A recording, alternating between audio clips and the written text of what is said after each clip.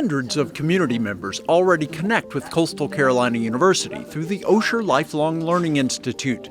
On March 28th, Town and Gown will expose even more people to CCU. I think people will be incredibly impressed. Town and Gown offers an opportunity to experience Coastal all for free. The idea is about breaking down any barriers between our communities and neighborhoods and our campus. Over 30 faculty members will offer sessions on a wide variety of topics. The response from faculty was really overwhelming. For example, Jillian Richards-Greaves will offer a session talking about the connection of food and history. On a single southern plate, we can see all of the different cultures reflected there on the plate. Cassandra Hill will examine the efforts to influence thought and action in the media. Persuasion is ubiquitous. It's everywhere all the time. All of the colleges within the university will be represented. Those disciplines come together to create just a wonderful intellectual environment. Town and Gown will enhance people's relationship with CCU. This will shed light in a very unique way.